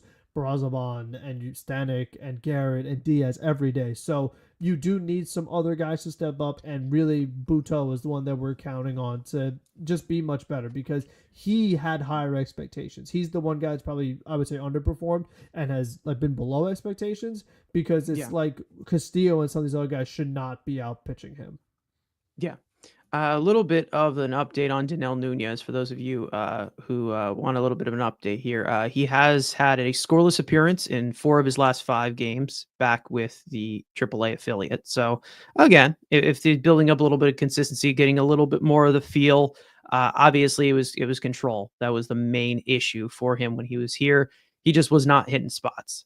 And he had 1 blow-up game in that stretch since he's come back. He was on pace. I know, like the sample size is so weird, because into 3 and 2 Thursday, you will want 9 innings, but in a walks per 9, he was at 14.7, and so like it was just bad. Like you said, the control, that's not great. And it's just that's not what he did. Like he was actually maybe the Mets' No. best reliever when it came to not walking batters. Meanwhile, this year he was the absolute worst. So it's like that Yeah. just wasn't There what obviously happened was last something year. going on there. It seemed like he wasn't ready. It seemed like he wasn't ready. Basically all I saw, because again, it seems like he just wasn't able to make pitches, because it seemed like the stuff was still noticeable. But he just wasn't able to locate it properly. And hopefully he finds that, and he can be a piece as well, because reliever consistency, it's not possible. Sometimes guys get gassed. At the rate that we're going, someone could. But again, with Budo, could he be someone who is on his way out? Could it be somebody else? Chris Davinsky is kind of like the odd man out at this current moment. Could Danel Nunez be somebody that they consider there? Do they bring up somebody else? Who knows? Tyler Zuber is another one that impressed in spring training. Some other guys out there. Austin Warren, I'm pretty sure, pitched a few innings for this team when he was up here as like a 26th man or something, or 27th One man, inning for excuse me. him so far. Kevin Yeah, Hergert 2 innings. Justin Hageman yeah. 3 1/3. I mean, we've Herget is with seen the Braves now. yeah. So I mean, Uh, we've seen a few different Genesis moves. Cabrera signed with the Cubs when he was Yeah, demanding the he's release. gone. Sean Reed Foley is no longer with us, by the way. He's with the Diamondbacks, who are in a tough pickle, by the way. For those of you who are not following the Diamondbacks at this moment, what happened with Corbin Burns. So, yikes. If you guys don't know what's going on with Corbin Burns, it seemed like the body language was basically put on full display that something was going on with his arm. And, Particularly the that's elbow. pretty, that's pretty scary. Let's just say that. And we know that the Mets were very attached to him as a possibility with the Stearns connection to things like that. But you never want to see things like that, especially with such a talented pitcher like Corbin Burns, who has established himself as one of the best in this game for a long time. But pitching, irregular motion. What can you say? It happens. It's something that you can't stop. You never will, especially as this game accelerates. Speaking of injuries, let's round this thing out. Frank, I will give you the floor here with the injury report. We got some updates for some short term, some long term here. We've got a celebrity returning to our mentions that I'm sure you're excited to talk about I'm here. Ecstatic. Very excited. Frank, floor is yours. It's all yours. All right, starting it off with Mets starting pitcher Sean Manaea threw a live bullpen session on Thursday and is expected to throw another one tomorrow, which will include 2 innings worth of up-downs. Mets manager Carlos Mendoza also added that Manaea could throw another bullpen following tomorrow's before beginning a minor league rehab assignment. The 33-year-old southpaw has been sidelined since the beginning of spring training due to a right oblique strain. Frankie Montas, Mets starting pitcher, pitched his second rehab start on Thursday night for High A Brooklyn, tossing 3 innings, giving up 2 hits, 2 runs, 2 walks, 3 strikeouts on 49 pitches. Montas is expected to pitch his third rehab outing on Tuesday if weather permits it. The 32-year-old right-hander has been on the injured list since beginning of March after suffering a right lat strain in the first week of spring training. Brandon Nimmo, Mets outfielder, exited Saturday's game in the 7th inning due to a cramp in his right calf. Mets manager clarified that Nimmo was removed for precautionary reasons and there is no further concern. The 32-year-old was not in the starting lineup this afternoon, but came in later as a pitcher in the 8th inning and took over in left field. Drew Smith, Mets reliever and Mets Weekly podcast celebrity, will reportedly begin throwing a bullpen session for the first time next month.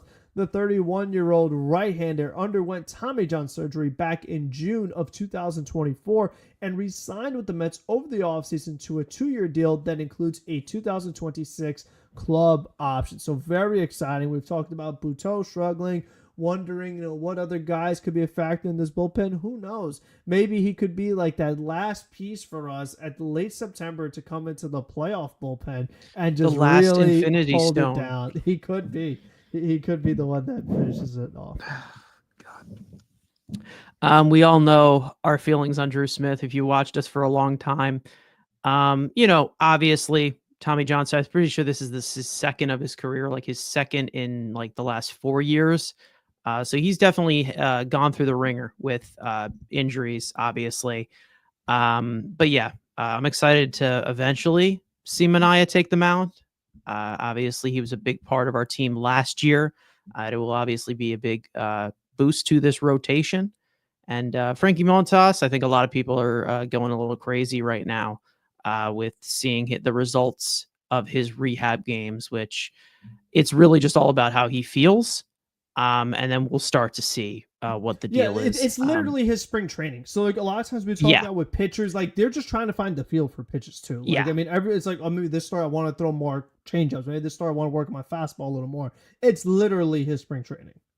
Yeah. They said, when it was like as soon as he landed on the plane into Florida, he's like, "Oh, my lat doesn't work anymore." Like, so he literally needs a spring training. I left my lat on the plane. It's missing. I left it back home. I can't turn around. It's gone. Damn it. Yeah. I mean, those are the types of things to happen when you arrive at spring training camp, also known as the first day of spring training, also known as the day that we hold our breaths about some sort of injury that anybody has. And we got hit pretty hard with it at the beginning. But everybody's been able to stay relatively healthy since then, which is good. But again, we'll see, how that all shapes up. Of course, we have one guy returning from injury in the upcoming series, who I think everybody is so thrilled to see as well. Speaking of the Drew Smith category, we also have Paul Blackburn, who will make his return eventually he wasn't on to the the mound. For this If he doesn't trip over the dugout steps coming up to the, but right now we're at pace. That would be crazy. He put that to the earth, and it's like the Mets getting ready to take them out. Booby trips. It's like game over. Everyone would blame you too because you said it. Like yeah, it's all right. Added to the list. Anyways.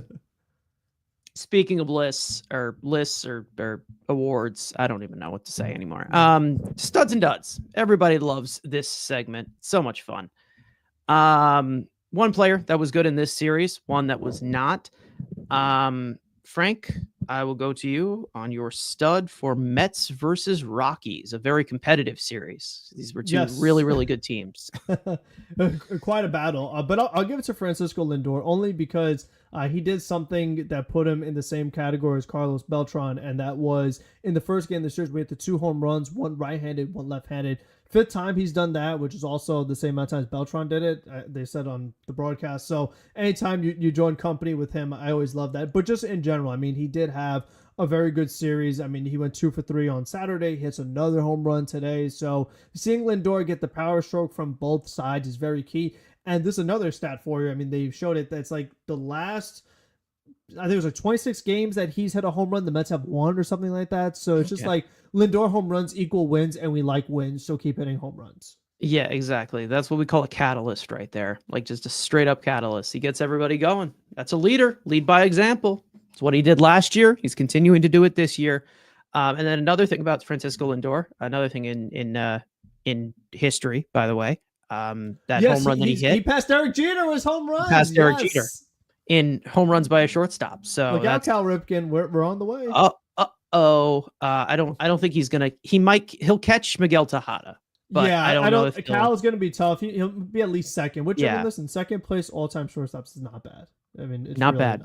Not bad at all for a premier position. It's not bad. He's definitely on his way, on that pace to be a first ballot Hall of Famer, and we are all witnessing it right now. This is a guy that is with no all-stars. He is in the prime of his career as of right now, and we are all witnessing it. Being a Hall of Famer, and I know he was like All-Star with Cleveland a few times, but like all the times he wasn't All-Star with the Mets, like that's so weird. Like usually for a Hall of Famer, it's a guy that's like 12-time All-Star, something like that. But we'll see. I mean, because he's and he should have at least a couple more Gold Gloves too. But I think this is the year he'll get it. I think we'll see those. Oh, he's not getting the Gold Glove this year. Not all those. No. The All-Star he should. The Gold Glove no. No. Yeah. The Gold Glove, you have so many good defensive shortstops, and he's also not flashy. That kind of kills him too. Yeah. But yeah, he's been in and out with the defense, which always seems like he starts the year awful with the defense and then kind of picks it up down the stretch of the season. Either way, I'm going to add the guy that was batting behind him and that being Brandon Nimmo. Listen, I've said this since the very beginning. This guy needs to be in the top 3 of the lineup for him to produce. And that's basically what he has been doing. It's a small sample. He is playing against some really shitty teams, obviously. But he just looks more like Nimmo. This looks like a guy taking more pitches. This looks like someone who is not trying to free swing, pounding everything into the dirt. I like the pull. I like the pull approach. Obviously, if you see a pitch do damage, but it also didn't seem he also does not really get that many pitches in the strike zone in general. So with a guy like Soto behind him, or with a guy like Pete behind him, he was able to do that. Brandon Nimmo, the best thing about his offensive game was the fact that he was a balanced hitter. And you want those to be your catalysts at the top, with Francisco Lindor being able to use his tools from the leadoff spot, and then right after him, Brandon Nimmo being able to use just a balanced approach in general. It allows you to load up the bases for Brett Baty to bring you in. Correct. Yeah, and then it also allows you to load the bases for Pete Alonso, but who knows? It looks like a ball. It looked like a ball. What are you gonna do? What you gonna do? You could tap your helmet and see where that brings you. Yeah. Oh, yeah. Did you see that? Yes. Nuts. Yeah. That's actually crazy. Don't tap your helmet, guys. Don't. All right. Not yet. All right. Either way, duds, the dud category for this series. Frank, you want to go to the opposite?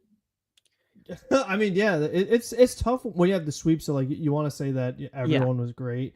So I mean, if I had to pick one guy, I mean, I feel like it's Acuna. I mean, like we said, the WRC pluses, everything. I think he was like 38 in May, so he's not doing great when it comes to June. I mean, he takes the 0 for today, but just overall, it's like he's someone that he's not getting on base. I mean, he went 0 for 3 in the other game that he played, so it's just something where like he came off a really bad May, and you start off in June and it's still the same struggles. And like we said, we don't know what we're doing with him right now as far as his actual roster spot. And it's just, he could get the start against the left-handers because he's a right-handed hitter. And I know you don't love Jeff McNeil, but at some point we can't just say, oh, well, the guy's right-handed, so he gets the start. I mean, eventually, like, something's got to give here where you need to put your best players out there. Yeah, I'm just waiting for that switch hitter in AAA right now. Like everybody can talk about like this is how it's felt for me. Like I don't know, for like more than a year now. Like everybody can talk about their Brett Beatty's and their Jeff McNeils and the Luis Angel Acuna and the Jet Williams. I'm waiting for Ronnie Mauricio. That's what I've been waiting for a long time, for him to heal up. I've been willing to wait this out as long as I want, because that's the guy who I think that can make a huge impact on this roster with the tools that he has. We'll see. We'll see if they let him pull. But a big guy like that, him trying to slap to the opposite field would kind of look a little goofy, wouldn't it? It would be kind of like, I mean, we've seen goofy. Yeah, we definitely have. We've seen a lot. It's crazy. Let's see where I want to go at it, because I feel like we've had some really good performances and some really bad from the same player in this. Like we had one guy who had a bad game, had another one. Like, I don't know, in general. I think, you can put Alvarez in this category. Like it's pretty easy to say that. Obviously the mental mistakes are things that are just very poorly, executed. The whole, I was getting to a point where I'm like, okay, we need to bench him. Like that type of stuff needs to get benched. Like you need to be held accountable for that. But he ended up being safe. He beat that out. But it's like, that's the type of laziness that I don't want to see. Whether it's affecting him or not or whatever. Like these are the types of things that I just, and also these ABs have just been brutal. Like from him, it's just brutal, completely brutal. But either way, another shout out here. Obviously, I'll give some credit to Brett Baty. He had a really good series, especially on both sides of the ball as well. Like I've said, it's all about consistency. It's got to keep going. I'm not completely sold yet. Obviously, I still need to see more, but he's on a really good track right now, and he's really helping this team win. Tyrone Taylor, another great, a guy he's winning baseball. It's winning baseball. It's where you're seeing, is he going to keep up what he's doing with the bat as of right now? Probably not. But you don't expect him to do that. And again, it'll be very interesting with some of the young guys, Jose Siri, what happens with that. There's plenty of roster spots, or not roster spots. There's plenty of roster construction and plenty of transactions that have yet to be made that are on the docket for this year. So I'm very interested to see how they do that. Don't forget the pass ball on Alvarez. Did he have a pass ball? Yeah, I mean, you got to catch the ball to be a catcher. I mean, you don't want to do that either. So yeah, I think was that in against Chicago, or was that in this series? Because I know he had one go through his glove or something. Yeah, I think that one was Chicago, but I mean, yeah. Listen, it's hard to keep track when you have like multiple mistakes being made. Which one happened when? Yeah. Ricardo saying that I agree. Mauricio is the crown jewel of this organization. I mean, I don't know if he's the top notch of top notch, because he's definitely rough around the edges. We know that he does. He has some flaws, but he's the type of guy that's like, if this pans out, this could be something really special. You know what I mean? That's basically how that's basically how I see it. It's something of, how do we build on this, of how he can continue to improve? Like, how can he continue to improve as a player? And obviously, without that being stunted with the ACL tear, that was pretty devastating the way that it was, and it's taken a long time for him to get back. But we're getting very close. We are getting very, very close. But if they think that he needs a little bit more ABs down there in AAA, that's fine. Take your time. It's okay. Like you said in the chat, the chat version of Frank saying that Ronnie is batting 515 in AAA. Yeah. So right now, he's been fantastic so far in AAA. We've seen him tear up AAA before, and hopefully, it continues. I'm really, really excited to see him back on the field, because I think that he can make a massive impact from all dimensions, just not just hitting, not just, from the defensive standpoint. I think that there's plenty of upside there. And I'm willing to wait it out. I'm willing to wait it out. Either way, we can't wait out what's coming up next, which is a series with the Los Angeles Dodgers, which is 4 games in LA. Now, we did take 2 out of 3 from the Dodgers, so that means that we are automatically the better team.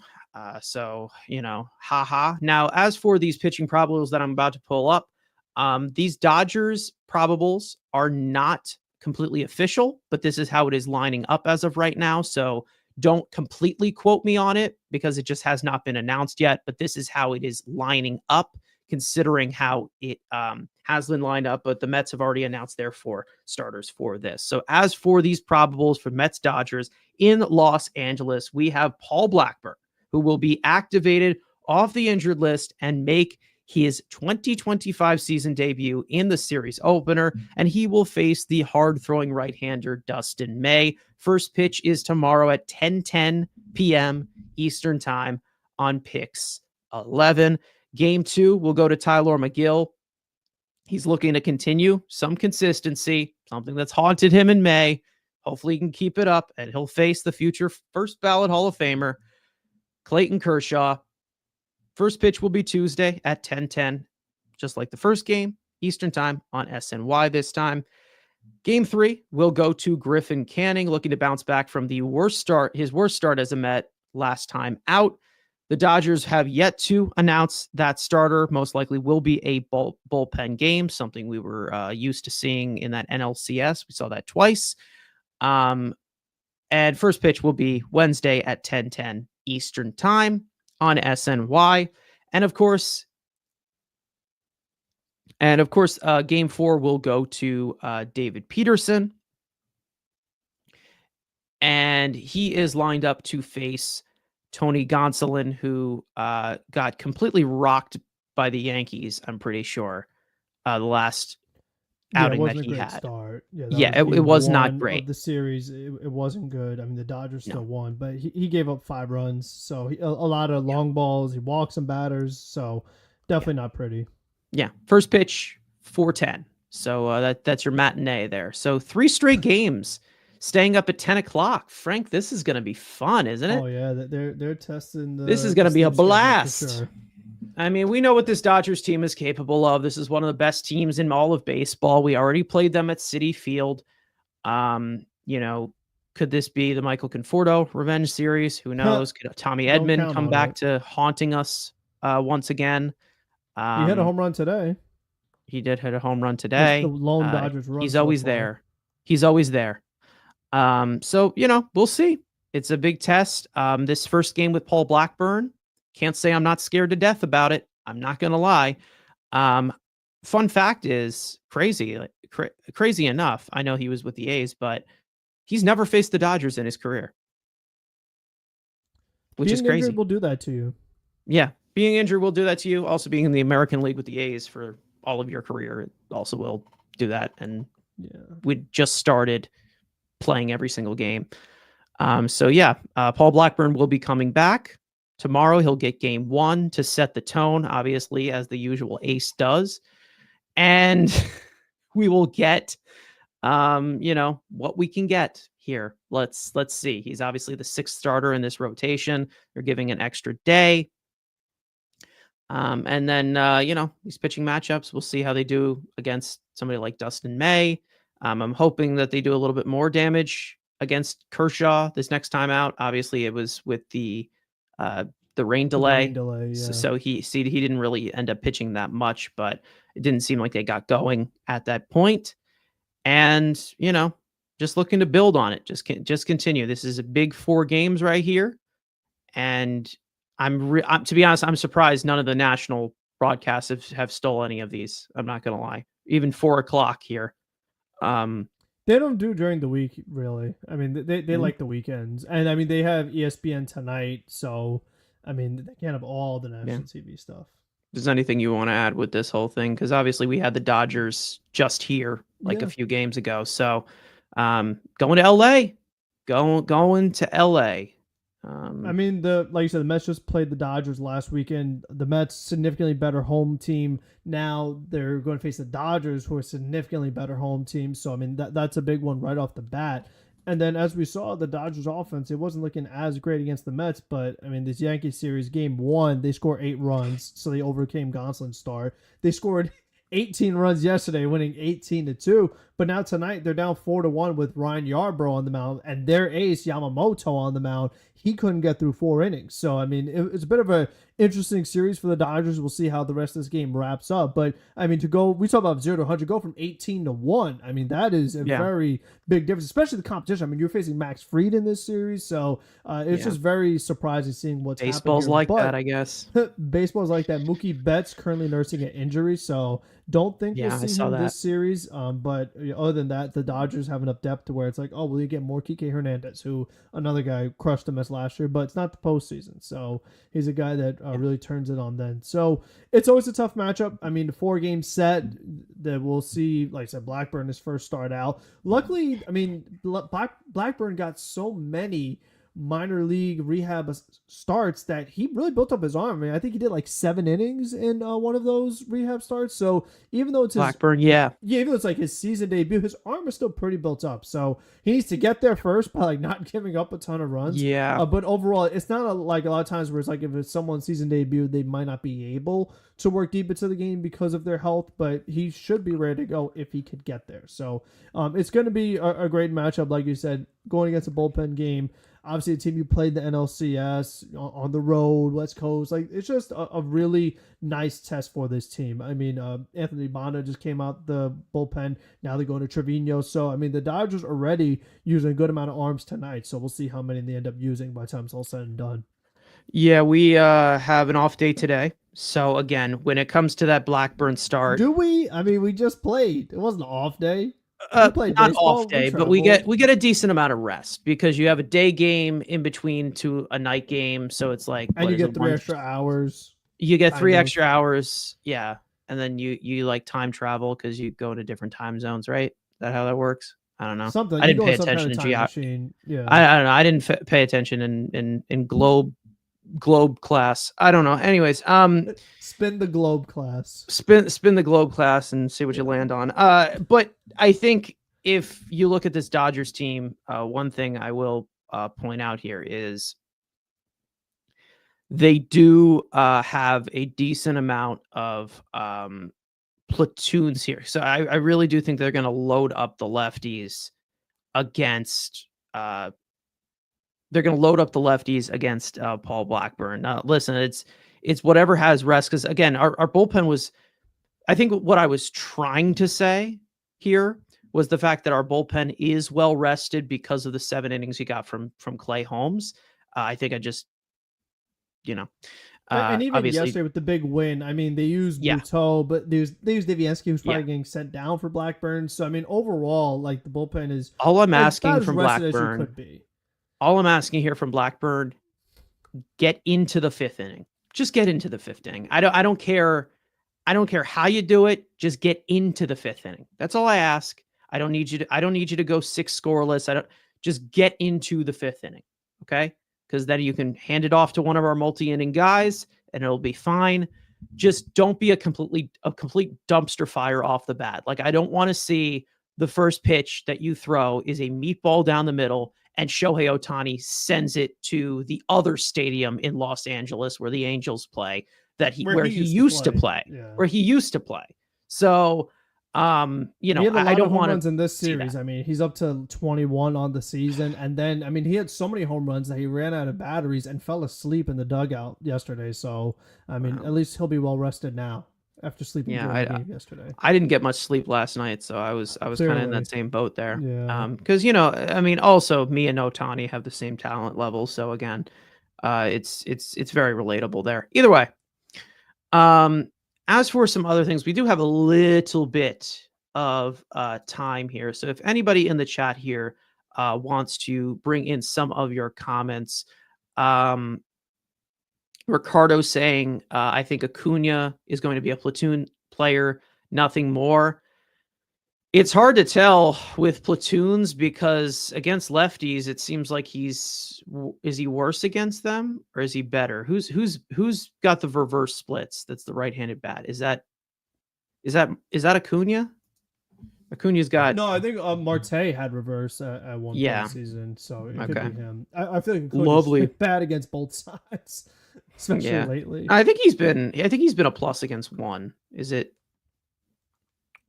Does he have any? Yeah, he's been better against lefties. It's not really crazy, like 702 OPS against lefties. Like, wow, sick, bro, sick. 108 weighted runs created plus against lefties. Yeah, I don't know. I think we saw really the capacity of what we are seeing from Acuna. He's just not like the bat ain't there. Gives you the tools. That's basically pretty much it. Let's see what else that we have here. Yes. All right. Let's see. All right. I think we should be okay for the rest here. So any final thoughts, Frank, obviously going into this Dodgers series, traveling across the country, going from New York to Los Angeles, and 4 games, 3 straight night games. This should be fun. I know we're gonna be attended to some fun post games.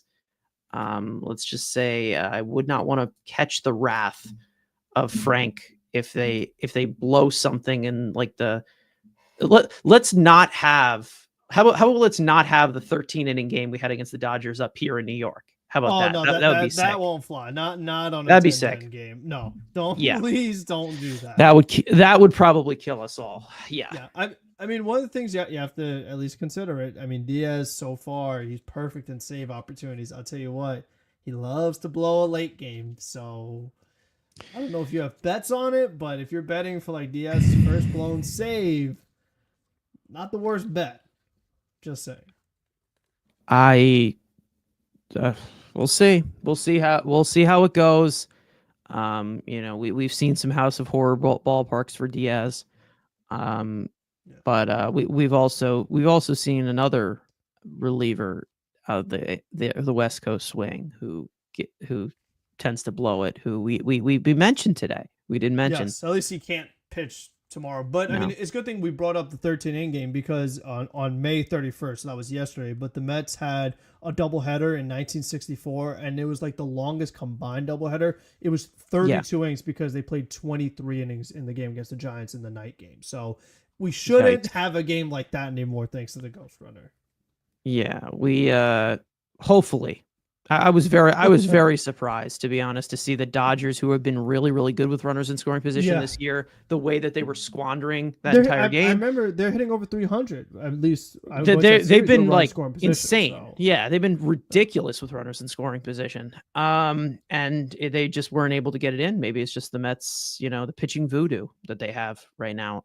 Speaking of parallels and things like that. One thing we obviously have to point out, we know that this time of year, on May 31st or May 30th, around there, Jorge Lopez was DFA'd by the Mets for throwing his glove in the crowd. And so was Omar Narvaez, the whole turnaround for the Mets. Now, what happened yesterday, apparently, same span of 24 hours, just a year later, the Nationals DFA'd Jorge Lopez. So, all I can say is keep Grimace away from DC. Like, keep him away from the politics. Keep him away from the nation's capital. They've been playing they better won't go on a ridiculous too. run. I mean, they're ahead of the Braves now as far as records. I know the Braves have been bad, but I mean, they've been playing a little better. Nationals have played better, a lot better. They won their Juan Soto trade. I mean, they came out very, very good for a guy that was on rental. Yeah, we've talked about it before. Like they've done a really good job. They did well. They have. We'll see. Anyways, it'll all be fun because these are two of the best teams in the National League as it currently sits. Hopefully it is worth it to stay up as late as loyal Mets fans will have to on the East Coast here. But hey, it just happens. Either way, thank you guys so much for watching. Thank you for listening. Hope you guys enjoyed the conversation. For those of you watching or listening on playback, you want to join the conversation live in the future, make sure to subscribe to the Mets Weekly YouTube channel and turn on those post notifications to know when we go live. Make sure to follow Mets Weekly on X and on TikTok, which mainly features Frank's post-game reactions after every single regular season game. Follow all of us individually, including our third Mike, Andrew, who is not here today. And finally, of course, onto the West Coast we go. Good sweep of the Rockies. They got what they needed to do. They get English. Hold on. They did what they needed to do. There you go. Got it. And now they move on to Los Angeles, and then they go to play the Rockies again. Very weird scheduling, but hey, we're just going to have to play through it.